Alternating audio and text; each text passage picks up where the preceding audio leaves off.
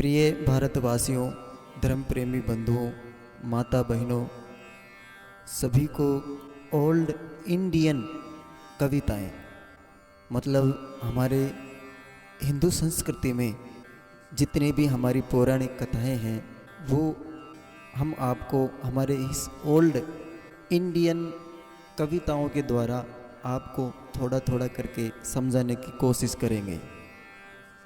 आपसे अनुरोध है कि हमारा ये चैनल अभी अभी चालू हुआ है, अधिक से अधिक शेयर करें, सब्सक्राइब करें और अपने दोस्तों में शेयर करें। दोस्तों, हमारा चैनल का उद्देश्य है जो हमारी नई पीढ़ी है उसे हमारी संस्कृति, हमारे जो पुरानी कहानियाँ हैं, कविताएं हैं, कथाएं हैं, उन्हें आपके सामने इस चैनल के माध्यम से सुनाया जाएगा। तो सभी से निवेदन है कि अपने अपने दोस्तों में ज़रूर शेयर करें। दोस्तों, आज का ये हमारा पहला दिन है, तो आइए हम शुरुआत करते हैं बुद्धि के दाता भगवान श्री गणेश जी की कथा से।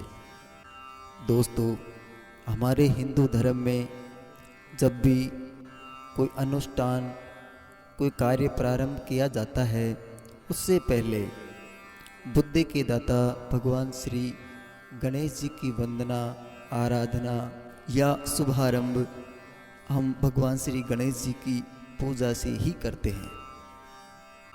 ये हमारी परंपरा सदियों से चली आ रही है। मित्रों, आइए कहानी शुरू करते हैं।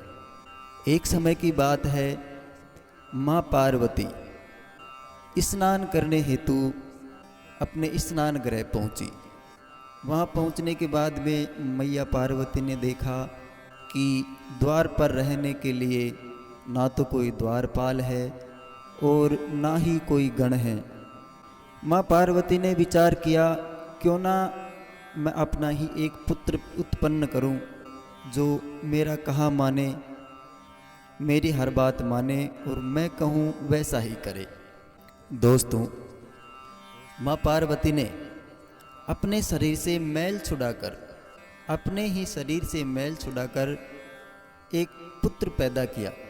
पुत्र बहुत ही सुंदर और बहुत ही शक्तिशाली था।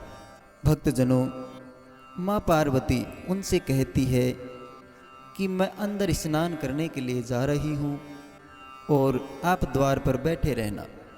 जब तक मैं स्नान करके नहीं आऊँ अंदर कोई भी नहीं आ सके। सुंदर से राजकुमार हंसकर बोले, मैया मुझे बड़ी भूख लगी है और मुझे लड्डू खाने हैं। माँ पार्वती एक लड्डुओं से भरा थाल उस सुंदर से राजकुमार को देकर और स्नान के लिए चली जाती हैं।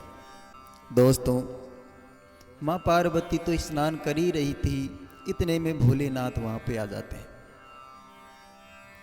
और सीधे ही अंदर जाने का प्रयत्न करते हैं। द्वार पर बैठे राजकुमार कहने लगे, अरे भाई, कौन हो आप और कहाँ जा रहे हो? अंदर मेरी मैया स्नान कर रही हैं। इतनी बात सुनकर शिव जी खड़े रह जाते हैं। दोनों आपस में एक दूसरे की तरफ देखते हैं। इधर तो सुंदर से राजकुमार अपनी माता की आज्ञा का पालन कर रहे थे, उधर भोलेनाथ को पार्वती के पास में जाने से कौन रोक सकता है भला।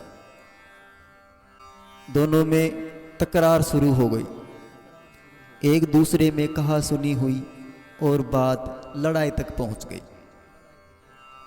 दोस्तों, दोनों में भयंकर युद्ध हुआ। लड़ाई करते करते बात यहाँ तक पहुंची कि भगवान भोलेनाथ ने उस सुंदर से राजकुमार का शीश धड़ से अलग कर दिया। जब राजकुमार की चीख पुकार माँ पार्वती ने सुनी तो वह दौड़ी दौड़ी आई। बाहर आकर देखा तो राजकुमार का शव जमीन पे पड़ा हुआ था। माँ पार्वती इस बात से बहुत ही क्रोधित हुई और भोलेनाथ से कहा, ये आपने क्या किया? भोलेनाथ बोले कि मैं इसकी आज्ञा का पालन करूं या ये मेरी आज्ञा का पालन करे, ये है कौन?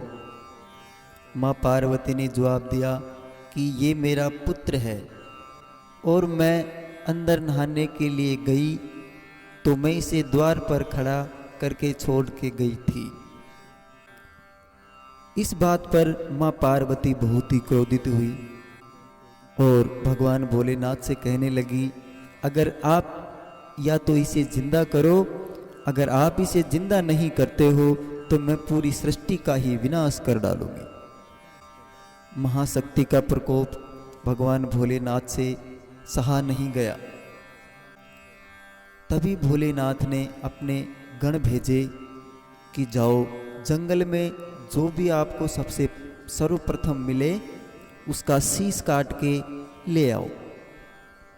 भगवान भोलेनाथ के गण जंगल में गए तो उन्हें एक हाथी का बच्चा नजर आया। शिव गणों ने उस हाथी के बच्चे के शीश को उतारा और भगवान भोलेनाथ के समक्ष लेकर आ गए। मित्रों, भगवान भोलेनाथ ने उस सुंदर से राजकुमार के हाथी का शीश लगाकर उन्हें जीवन दान दिया। मां पार्वती का क्रोध फिर भी शांत नहीं हुआ, उन्हें पुनः जीवन दान दिया। तो मित्रों, इस प्रकार उन सुंदर से राजकुमार का नाम गजानन पड़ा।